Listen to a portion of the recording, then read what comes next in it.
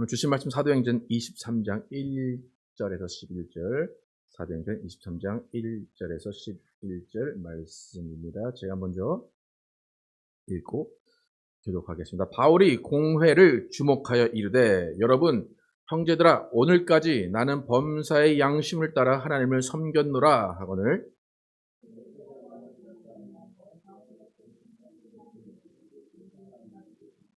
바울이 이르되, 회칠한 담이여, 하나님이 너를 지시이리로다. 내가 나를 율법대로 심판한다고 앉아서 율법을 어기고 나를 치라 하느냐 하니,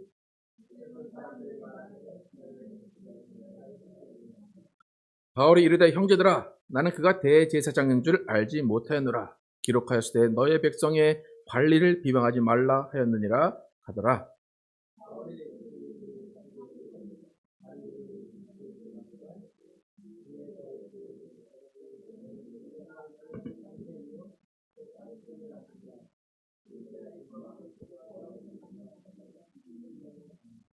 그 말을 한즉 바리새인과 사두개인 사이에 다툼이 생겨 무리가 나누어지니,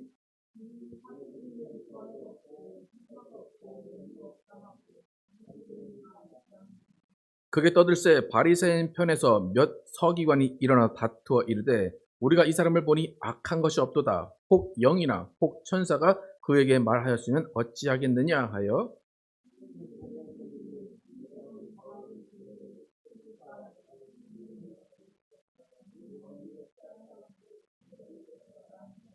같이 읽겠습니다.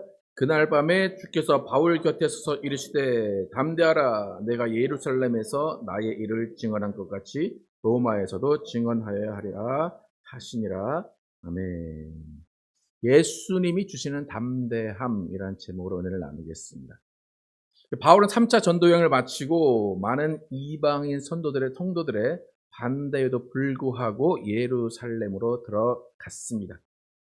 바울이 예루살렘으로 오니까 온통 예루살렘은 바울에 관한 이야기일 뿐이고 바울에 관한 일들 때문에 시끌벅적합니다. 바울은 유대인들에게 고발을 당해서 지금 로마 군인들에게 잡혀 있는 상황입니다. 네, 로마 군인들이 고발이 들어왔기 때문에 잡아놓긴 했는데 자신들이 재판하기에는 죄목이 어떤 것인지를 확실하게 잘 모르고 있습니다. 그래서 유대인들이 고발한 그 이유가 무엇인지를 듣기 위해서 오늘 공회, 이스라엘의 공회, 산헤드린 공회에 바울을 세우고 그들 나름대로 어떤 죄를 묻도록 하는지를 알기 위해서 산헤드린 공회로 바울을 데리고 갑니다. 산헤드린 공회는 몇 번 설명해 드렸지만 유대인들의 최고 권력 기관입니다. 유대인의 법을 다루는 곳입니다. 최소 70명의 지도자들이 모여서 그들의 이야기를 나누고 재판을 해서 죄수들을 감옥에 넣거나 풀어주거나 하는 곳입니다. 근데 오늘은 바울이 그냥 길 가다가 우연히 대제사장이나 이 유대인 지도자들을 만난 것이 아니라 일부러 천부장이 날짜를 잡고 장소를 잡아서 산헤드린 공회를 소집한 것입니다. 그러니까 바울은 지금 공회를 가는 줄 알고 있습니다. 또 공회에 가서 어떤 일이 벌어질지도 알고 공회에서 어떻게 재판이 이루어지는 줄도 바울은 너무나 잘 알고 있습니다. 지금 제가 설명해드린 이 상황을 좀 염두에 두시고 오늘 설교를 들으셔야 됩니다. 드디어 이제 천부장이 바울을 데리고 공회로 갔고 그 공회 가운데 재판이 이루어지려고 합니다. 공회가 모여 있는 상황 가운데 일반적으로 재판장 아니면 최고 권력을 가진 사람이 오늘 재판을 시작하겠습니다. 아니면 오늘 이런 안건이 있습니다. 라고 먼저 이야기하는 것이 마땅한데 오늘 본문에 보면 바울이 먼저 소리를 쳤다 이야기합니다. 1절 함께 읽겠습니다. 1절만 읽겠습니다. 시작. 바울이 공회를 주목하여 이르되, 여러분 형제들아, 오늘까지 나는 범사의 양심을 따라 하나님을 섬겼노라 하거늘.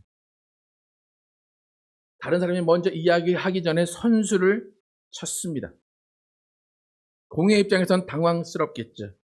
특히 최고 결정권자인 대제사장의 입장에서는 어이가 없었을 겁니다.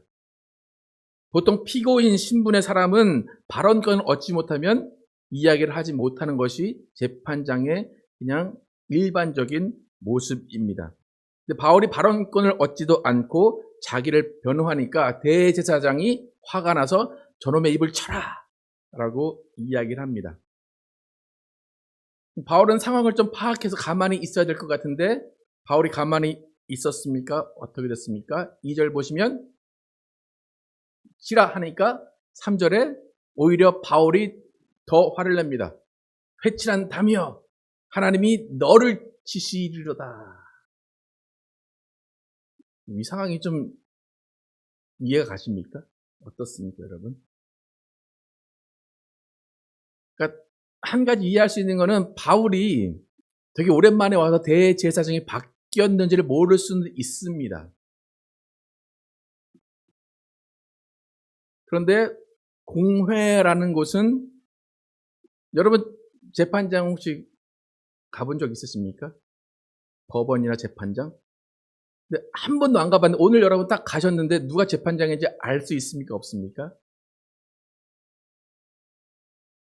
도무지 모를 것 같습니까? 여러분 재판장은 그 어디에 앉아 있을 것 같습니까? 정면에 한 가운데 있겠죠? 네. 제가 이 사내들인 공회의 사진을 한번 보여드리겠습니다. 여러분 사내들인 공회 뭔지도 모르시죠? 가본 적도 없죠? 정보도 없죠? 근데 재판장이 어디 서 있고 바울이 어디 서 있는지 한번 숫자로 맞춰보시기 바랍니다. 재판장, 대제사장 어디 몇 번에 있겠습니까? 어떻게 하셨습니까? 바울은 어디 있겠습니까? 어떻게 하셨습니까? 일반 상식이죠? 그런데 누군가 저 앞에서 분명히 아까 1절에 바울이 공회를 주목했다 그래요. 다 훑어봤어요. 그리고 소리를 쳤어요. 근데 누가 저 입을 차라 했어요. 그 소리가 어디서 들렸는지 알아요.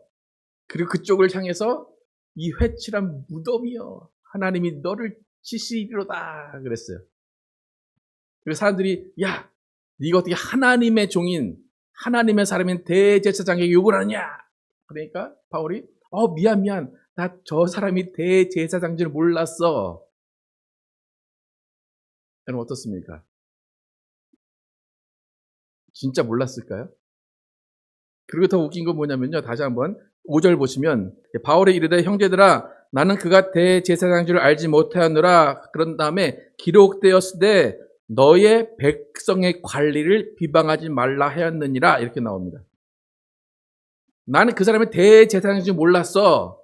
그런데 그 유대인들이 뭐라고 핀잔을 했습니까? 야 하나님의 사람 대제사장에게 너 욕하면 안 돼. 그랬어요. 그러니까 나는 저 사람이 대제사장인 줄 몰랐어. 그런데 기록되었을 때 백성들의 관리를 비방하지 말라 그랬지. 미안해 그래요. 대제사장인 줄 몰랐어. 그리고 대제사장을 어떻게 낮추는 겁니까? 누구의 관리? 백성의 관리.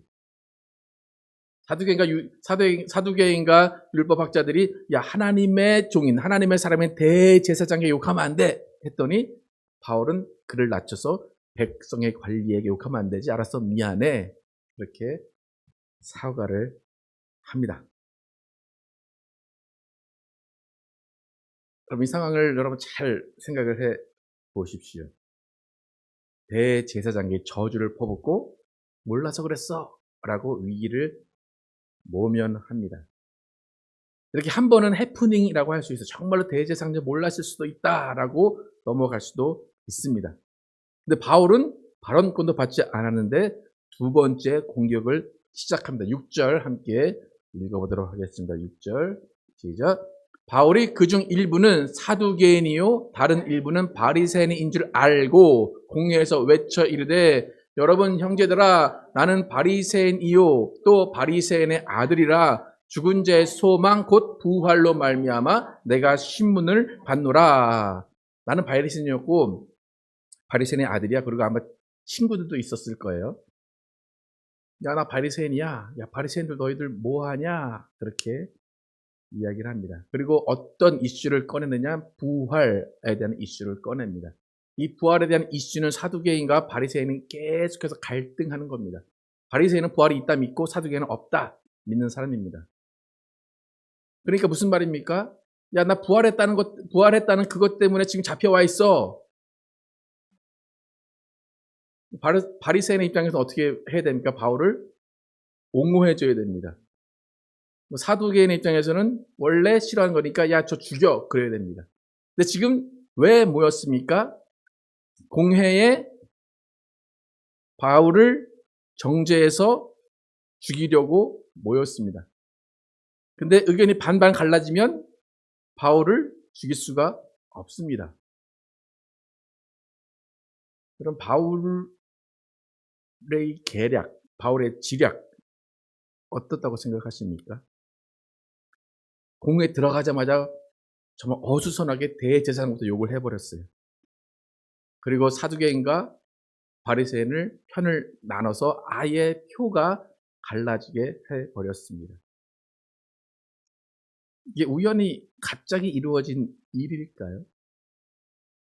제 생각에는 이 바울이 공회에 출석하기 전에 치밀한 계획을 세운 것 같습니다. 막 밤새워서 시뮬레이션 한 것 같아요. 나 대제사장 모른 척 하면서 이렇게 딴 데 보고 있어야지. 그러면 소리가 나면 대답을 해야지. 그리고 대제사장을 무시해야지.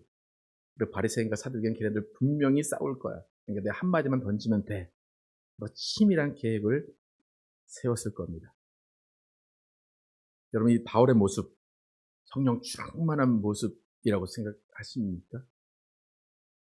여러분, 바울을 닮아서 나도 크리스찬이니까 만약에 법정에 가면 치밀하게 재판장한테 욕을 하고 그 재판을 그 배심원들 둘로 나눠야지, 바울의 모습을 닮아야지, 그렇게 생각이 드십니까? 바울이 똑똑한 것은 맞습니다. 바울이 치밀한 건 맞고 계략을 잘 짭니다. 근데 바울이 왜 산헤드린 공회에서 이런 치밀한 계획이 필요했을까요? 왜 유대인의 기에 눌리지 않는 언변과 호통이 필요했을까요? 바울이 왜 이런 모습을 보였을까요? 이유는 단 한 가지입니다. 살기 위해서입니다.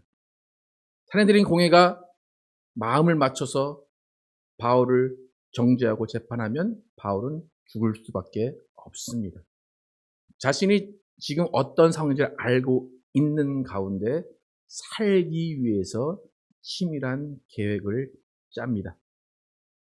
근데 여러분, 바울이 예루살렘으로 들어올 때 성도들에게 어떤 말을 하는지 여러분 기억나십니까? 사도행전 21장 12절 13절을 함께 읽겠습니다. 시작. 우리가 그 말을 듣고 그곳 사람들과 더불어 바울에게 예루살렘으로 올라가지 말라 권하니 바울이 대답하되 여러분이 어찌하여 울어 내 마음을 상하게 하느냐?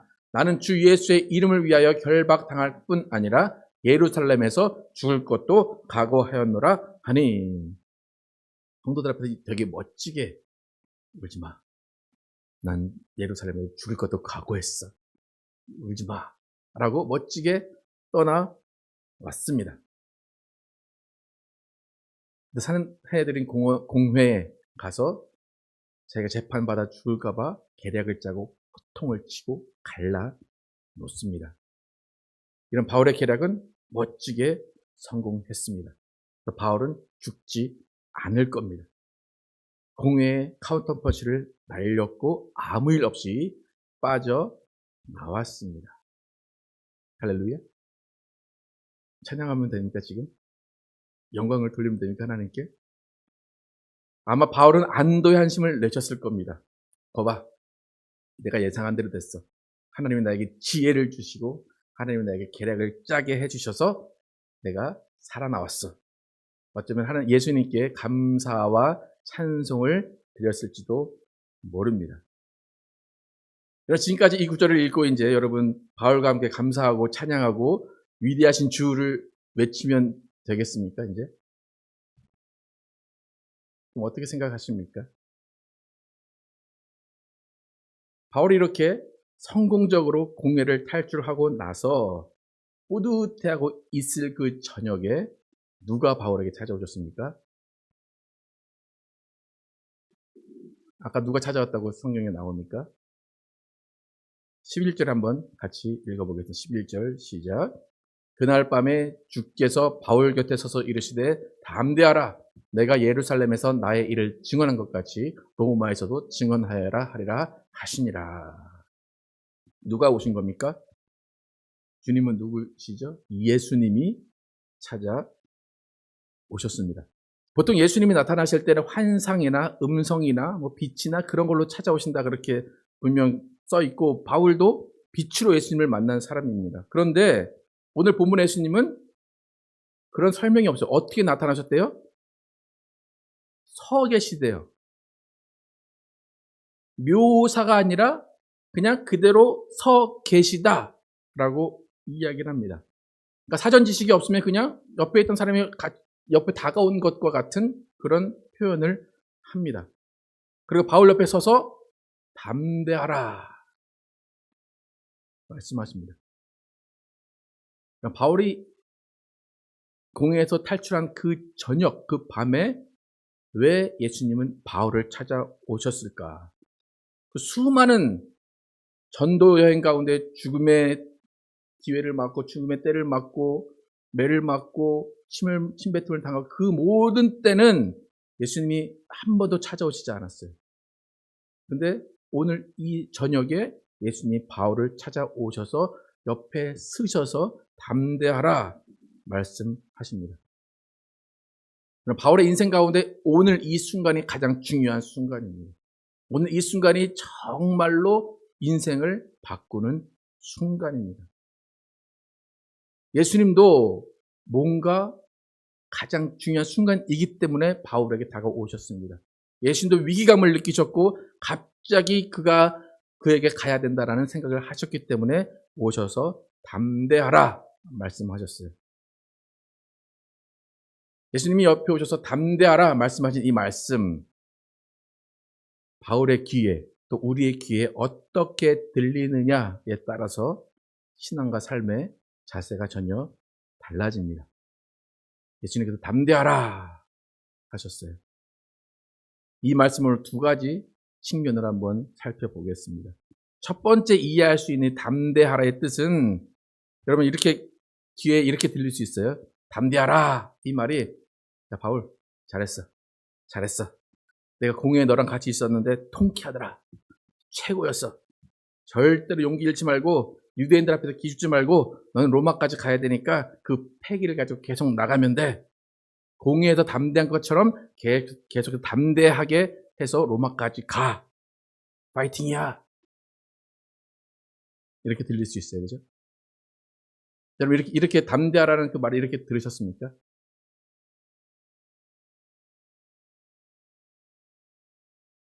예수님이 이렇게 담대하게 말하셨다면 잘했어. 계속 그렇게 나가. 라고 한다면 공회에서의 행동을 예수님이 칭찬하시는 겁니까? 아닙니까? 칭찬하시는 거죠. 그러면 예수님의 지지를 얻어서 100번 그 일을 또 해도 됩니다. 그러니까 이렇게 해석하는 것은 바울은 이미 담대했고 계속해서 담대함을 가지고 나가라는 겁니다. 그러니까 첫 번째 해석은 뭐냐면 담대하라. 이것은 네가 담대했던 것처럼 계속 그렇게 나가. 잘했어. 용기 내. 그겁니다. 첫 번째 담대하라의 해석 여러분 기억하시기 바랍니다. 두 번째 담대하라 이렇게 들릴 수도 있습니다. 야, 바울 너 그렇게 제사장이 호통치고 바리새인과 사두개인 갈라놓느냐 고생했다. 그런데 뭐가 그렇게 불안하냐? 뭐가 불안해서 내가 너를 부르기 전에 했던 그런 행동들, 계략을 짜고 사람들을 이간질하고 그런 기술들을 사용했냐? 너 왜 이렇게 담대하지 못해? 담대해라. 이렇게 해석할 수도 있습니다. 좀 어렵습니까?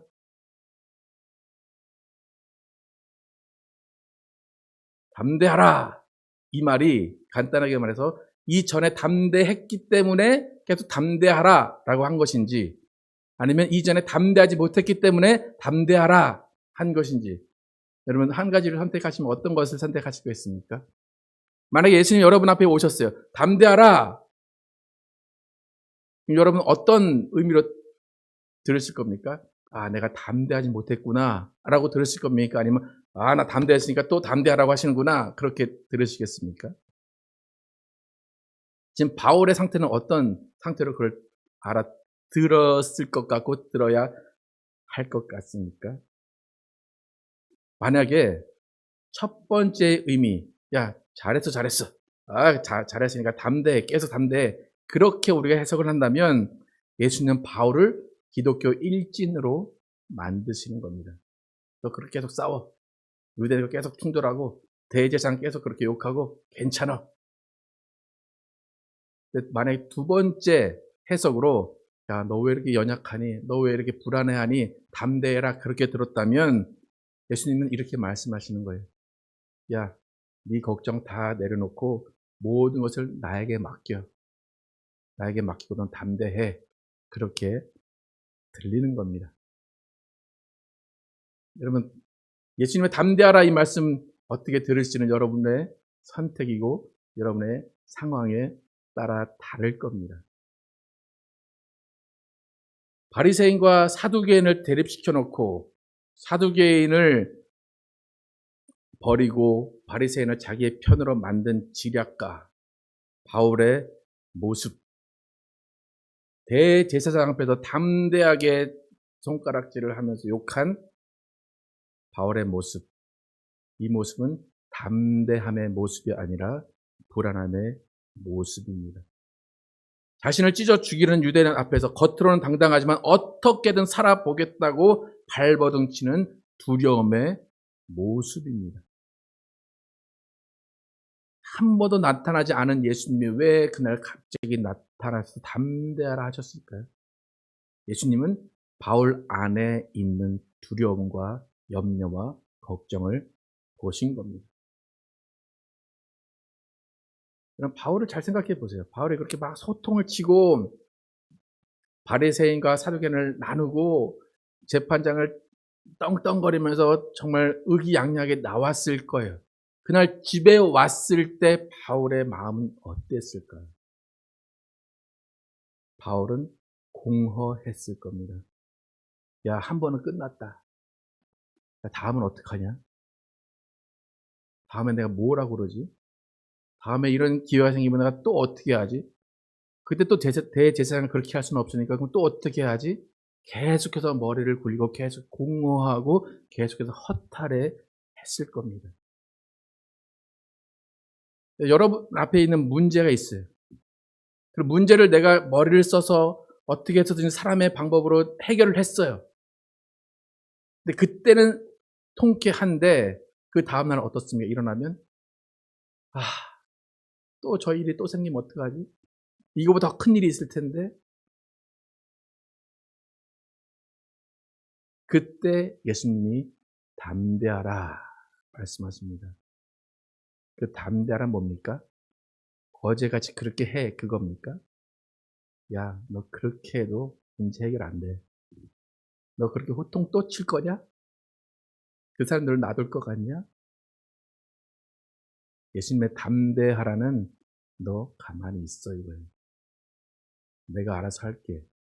나한테 모셔서 맡겨 라는 것이 예수님의 담대하라 라는 말씀입니다.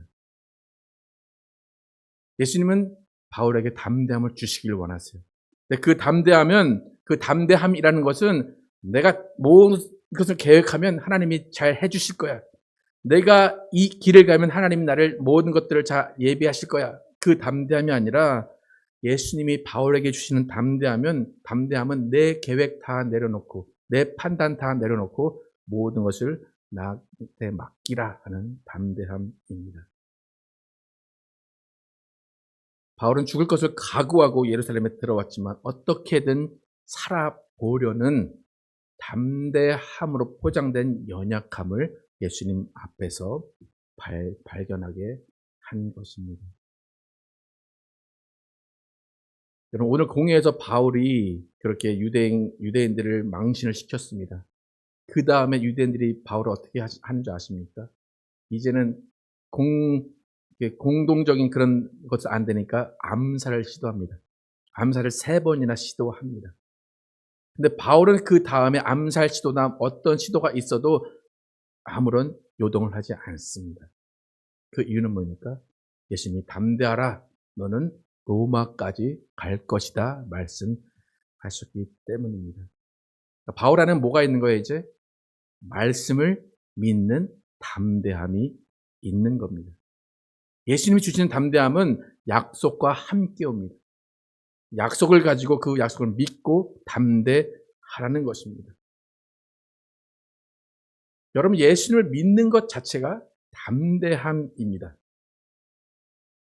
여러분, 안 보이는 것을 믿는 것 자체가 담대함입니다. 여러분, 세상 사람들이 여러분을 보고 예수를 믿고 막 믿음을 사용하는 것을 보고 여러분에게 뭐라고 합니까? 아, 저는 무모한 사람들이 있나? 이해가 안 간다. 그렇게 이야기를 합니다. 여러분, 예수를 믿는 것 자체가 담대한 거예요. 여러분, 예수 믿으시죠? 여러분 참 담대하신 분입니다. 어떻게 보이지도 않는 것을 믿으십니까? 어떻게 일어나지 않을 천국을 갈 거라고 담대하게 믿으십니까? 예수를 믿는 것은 담대함이에요. 혹시 여러분 중에 나는 왜 이렇게 담대함이 없지라고 생각하시는 분 계십니까? 나는 왜 이렇게 맨날 이렇게 믿음이 안 가고 왜 이렇게 담대하지 못하지라고 생각하시는 분 계십니까? 여러분 그렇게 생각하지 마십시오. 여러분은 누구보다 담대하신 분이십니다. 여러분 제가 여러분이 왜 담대한 사람이라는 거 이야기를 하는지 그 증거를 보여드릴까요? 여러분 예수님이 바울에게 어디까지 간다고 말했습니까? 말씀하셨습니까? 로마까지. 지금 예루살렘이에요. 로마까지 가는데 그렇게 오래 걸리지 않습니다.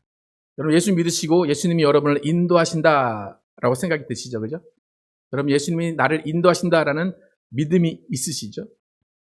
그 담대함이 있은 가운데 여러분은 지금 생활을 하고 계십니다. 그렇다면 여러분은 예수님께서 어디까지 보내신다고 말씀하셔서 지금 여기까지 와 계십니까? 여기 천국입니까? 여러분 바울은 로마까지 보냈어요. 여러분 어디까지 보냈습니까? 미국까지 보냈잖아요. 그렇죠?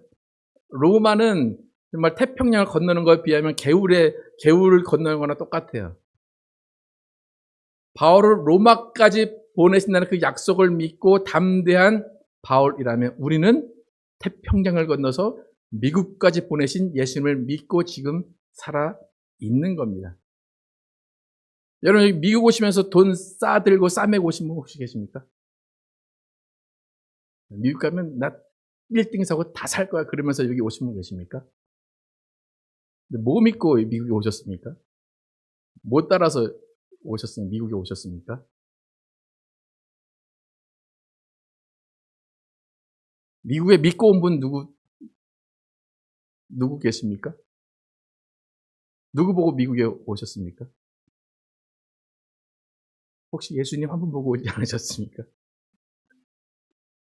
그럼 여러분 바울보다 담대한 믿음을 가지신 분이십니다. 여러분 만약에 내가 왜 여기까지 와서 이 고생을 하고 있지? 내가 왜 여기까지 와서 이러고 살지? 라고 생각이 드신다면 여러분에게 예수님이 말씀하시는 담대하라 라는 음성을 들으시기를 축복합니다. 태평양 건너까지 예수님이 여러분을 이곳에 보내신 것입니다.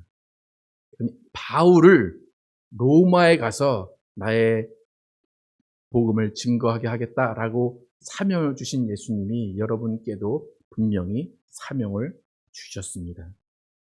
여러분 사명을 갖고 이곳 미국에 와 계신 겁니다. 그럼 두려워할 것이 없습니다. 지금까지 여러분을 인도하신 예수님을 의지하시고 신뢰하시기를 축복합니다. 여러분의 계획 다 있고 생각 다 있고 판단 다 있습니다. 그러나 그것은 두려움의 표현일 뿐이고 두려움만 나을 뿐입니다. 이제 여러분은 예수님께서 말씀하시는 담대하라 라는 말씀과 예수님의 약속을 붙들고 가시기 바랍니다. 아마 이 중에 앞날이